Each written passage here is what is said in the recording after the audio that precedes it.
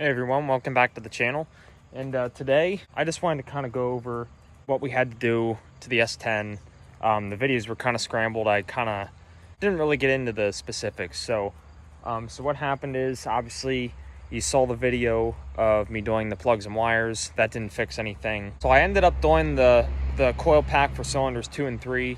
And luckily that was the problem. There's 2 coil packs, and one is for 2 and 3 and the other one is for 1 and 4. Luckily I changed the 2 and 3 coil pack and we're good to go now. No missing at all. Now I just kind of wanted to go over a couple things that I should do to the truck to make it a little bit better. So let's get right into it. All right, so we're gonna pop the hood here. I'll show you a couple things. A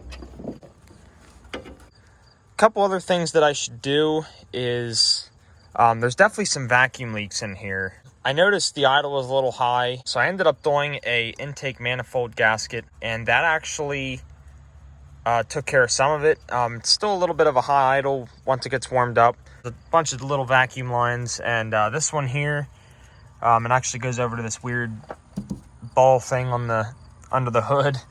And I actually put some Gorilla Tape around it for now. There's actually a cut, a little hole in this line. I'm sure there's a couple vacuum leaks that I should take care of, but that's very minor. So I took this into the shop to go get it inspected, and they had to do all new brake lines. So they have these really nice brake lines. They're not like, I don't think they're stainless, but they're something that's not supposed to rust very easily. So really good brake lines. I had to do that, and then I had to do new tires. So we just the stock size is 205 75 15s, and we just bumped up to 215 75 15s, so they're a little bit wider. They don't look like they're stretched so far to fit on the rim. They actually look decent. Just the cheapest ones I could find. They were like, I think they might have been like $70 a tire. They're Starfire Solaris. So far so good. They're actually driving really well. They ride nice. No road noise. Just wanted something cheap to throw on it for now. Both side mirrors had broken off. Passenger side one got broke off when we were loading it, and then this one ended up getting broken off too. I forget what I did, and bumped into it and just broke right off, so they were that bad.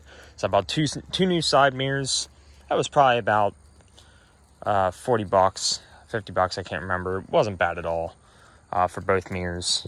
The only other thing I did was I actually decided to go ahead and put a Flowmaster Super 40 muffler on it. I just cut the old one out and clamped it right in. It was super easy. Didn't have to, I just bought a little bit extra pipe to extend it right there. But that was real easy. That's all I did, actually. I didn't do too much to this thing. Just cleaned up the inside really well and cleaned up the outside really well. Got a good wax on the paint. Yeah, other than that, there's really not too much to do to this thing right now. There's an ABS wire cut hanging there. I think you can see it there. Right, hanging right there. I traced it back to the ABS system. So the ABS light's always on the dash. Apparently it doesn't need to be done for inspection, so I mean, I don't need it, so I don't mind the light being on. The engine light is on still. Comes on for 2 things. One, it's coming on for the O2 sensor heater circuit. Luckily, I was able to just clear the codes. I was able to drive it for a little bit with and have my OBD reader plugged in for my iPhone. And I was able to do an emissions test, and it said it would pass. So I took it in, had no problems passing. So I guess it takes a little bit for that O2 sensor heater circuit to actually throw the code to where it won't pass. So I got that to squeak by. And the other reason the engine light comes on is because it says that the idle air control is higher than expected. So that's just because the idle's a little bit higher when it's warmed up for some reason. Like I said, it's probably just those vacuum leaks.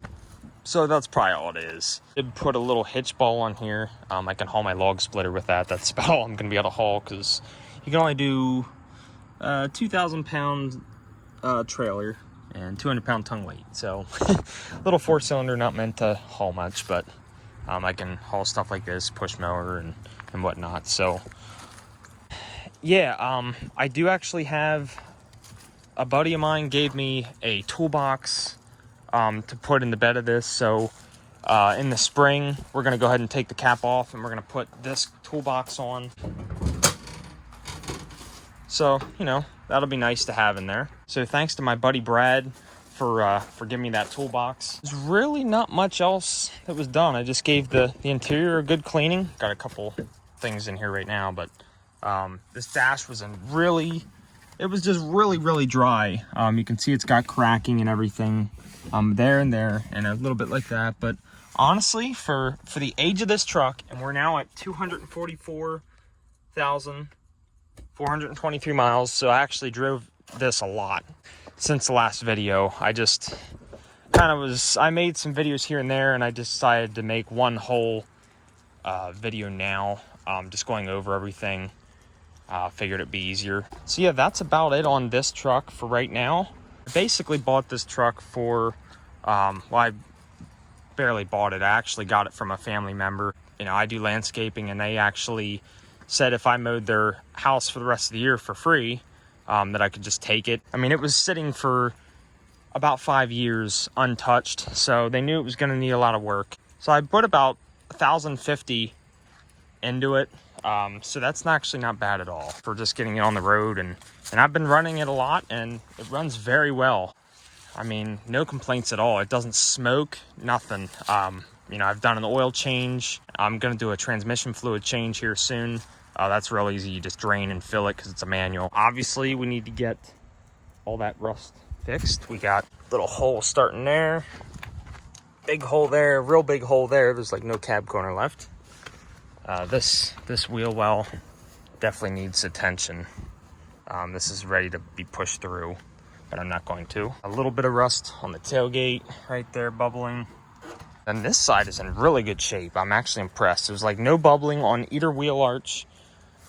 Literally just a little hole right here in the rocker. So I'll probably get a friend to help me fix the rust on this thing.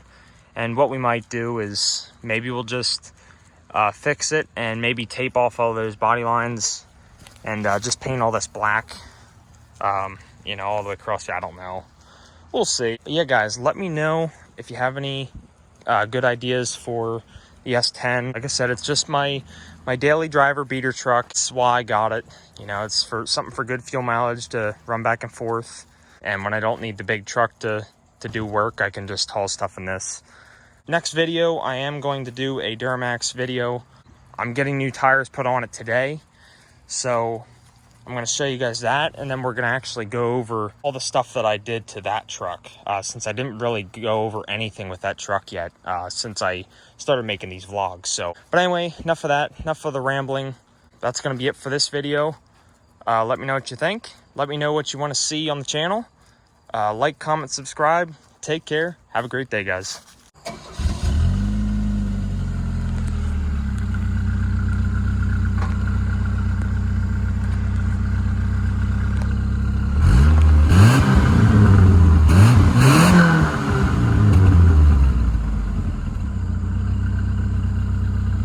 All right, she's all done.